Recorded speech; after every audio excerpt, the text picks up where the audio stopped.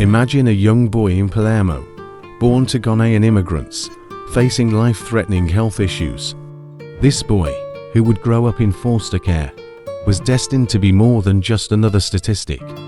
He was destined to light up the football world with moments of sheer brilliance and head-shaking disbelief.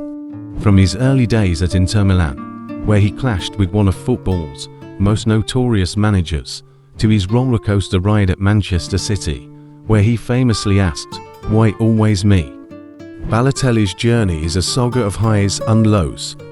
He helped City clinch their first Premier League title in dramatic fashion, yet his time there was peppered with bizarre incidents, like setting off fireworks in his bathroom. Returning to Italy with AC Milan, he showed glimpses of the prodigious talent that had the world talking, but inconsistency and controversy followed him like a shadow.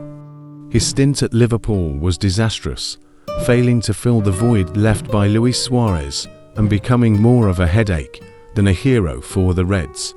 In France, away from the intense spotlight, Balotelli seemed to find his footing again with Nice and later Marseille, reminding us all why he was once considered one of the brightest talents in football. But even here, his volatile nature never truly faded. His return to Italy with Brescia and later Monza was supposed to be a fairytale ending, but it quickly turned into a nightmare, marred by racial abuse and underwhelming performances. Join us as we dive deep into the life and career of Mario Balotelli, a player whose extraordinary talent was matched only by his extraordinary unpredictability. How good was he actually? Let's explore the enigma that is Mario Balotelli. Mario Balotelli was born on August 12, 1990, in Palermo, Italy, to Ghanaian immigrants. From the outset, his life was fraught with challenges. He was born with a life-threatening digestive issue, which strained his family's resources. At just 3 years old, his biological parents, unable to cope with his medical needs, placed him in foster care. This decision led him to the Balotelli family, who would become his adoptive parents and profoundly influence his future. Growing up with the Balotellis, Mario found stability and support. However, his early years were marked by the dual identity of spending weekdays with his foster family and weekends with his biological siblings. This unique upbringing played a crucial role in shaping his personality and outlook on life. Balotelli's football journey began at the local club, Lumezzane, where he joined at the age of 11. Even then, he stood out not just because of his talent, but also because he was often the only black player on the team. By the age of 15, he made his senior debut for Lumezzane, showcasing his prodigious talent and catching the eye of top clubs in Italy. In 2006, at just 16, he was signed by Inter Milan. His debut for Inter was nothing short of spectacular, scoring 2 goals in a friendly against Sheffield FC. This was just the beginning. His first Serie A appearance came shortly after, and although it was brief, it marked the start of a career filled with both promise and controversy. During his time at Inter, Balotelli quickly made a name for himself. His performances in the Coppa Italia, especially his brace against Juventus, solidified his reputation as a young talent to watch. However, his career at Inter wasn't without its challenges. His relationship with then-manager Jose Mourinho was tumultuous, to say the least. Mourinho's attempts to discipline the young striker were often met with resistance, leading to several high-profile incidents. In 2010, Balotelli moved to Manchester City, reuniting with former Inter manager Roberto Mancini. The move, valued at €22 million, was seen as a fresh start for the young striker. His debut season in the Premier League was a rollercoaster. Injuries plagued his early months, but once fit, he showed glimpses of his brilliance with performances like his hat-trick against Aston Villa. Balotelli's time at City was marked by iconic moments both on and off the pitch. His "Why always me" shirt celebration after scoring against Manchester United became a symbol of his career, a mix of genius and controversy. Despite his erratic behavior, which included setting off fireworks in his bathroom and struggling with basic training equipment, his contribution to City's title-winning 2011-12 season was undeniable. His assist for Sergio Aguero's last-minute goal against QPR is forever etched in Premier League history.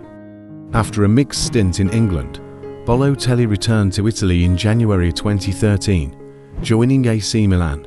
His impact was immediate, scoring 12 goals in 13 matches and helping Milan secure a Champions League spot. His form, however, was inconsistent in the following season, mirroring the team's struggles. In 2014, Balotelli made a high-profile move to Liverpool as a replacement for the departing Luis Suarez. However, his time at Anfield was disastrous.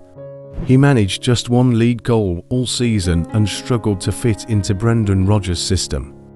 Off-field issues persisted, and his relationship with the club and fans deteriorated rapidly. In a bid to revive his career, Balotelli moved to France, signing with Nice in 2016. Away from the intense spotlight of the Premier League, he found his form again. His debut was remarkable, scoring twice against Marseille. Over the next 2 seasons, Balotelli scored 33 goals in 51 league appearances, proving that his talent was still very much intact. Despite his resurgence on the pitch, his disciplinary issues never fully disappeared. Frequent yellow cards and occasional red cards highlighted the volatile nature that had been a hallmark of his career. In 2019, he moved to Marseille, where he continued to show flashes of brilliance, scoring 8 goals in 15 appearances. In 2019, Balotelli returned to Italy, joining newly promoted Brescia. This move was emotionally significant for him, as Brescia was his hometown club and a place dear to his late adoptive father. However, the season turned into a nightmare. Brescia struggled in Syria, and Balotelli faced severe racial abuse from fans. His performance was below par, managing just 5 goals in 19 appearances. The club was relegated, and Balotelli's contract was terminated. In December 2020, Balotelli signed with Monza, a Serie B club owned by former AC Milan president Silvio Berlusconi. The move was seen as a last-ditch effort to revive his career. While he showed glimpses of his talent, injuries and fitness issues limited his impact. Balotelli's international career with Italy has been a rollercoaster. He made his debut in 2010 and was part of the squad for Euro 2012. His performance in the semi-final against Germany, where he scored 2 goals, was one of the highlights of his career. However, Italy lost to Spain in the final, and Balotelli's tears on the pitch were a poignant moment. He also represented Italy in the 2014 World Cup, but the team was eliminated in the group stage. His off-field antics and inconsistent performances led to him being dropped from the national team for several years. Although he made a brief return under Roberto Mancini, he never fully regained his place in the squad. Mario Balotelli's career is a story of unfulfilled potential. His talent was never in question, powerful, skillful, and capable of moments of sheer brilliance. However, his career was marred by off-field controversies, disciplinary issues, and inconsistent performances. Balotelli's story is also one of resilience. Despite the numerous setbacks and challenges, he continued to fight for his place in football. His ability to bounce back, whether at Nice or Marseille, is a testament to his enduring talents and determination. So, just how good was Mario Balotelli actually? At his best, he was one of the most exciting and talented strikers in the world. His technical skills, physical presence, and flair for the dramatic made him a standout player. However, his career will always be viewed through the lens of what might have been. A player who, despite his many flaws, gave us unforgettable moments on the pitch. Thanks for watching GoalGist. If you enjoyed this video, don't forget to like, comment, and subscribe. Let us know in the comments who you'd like to see us cover next.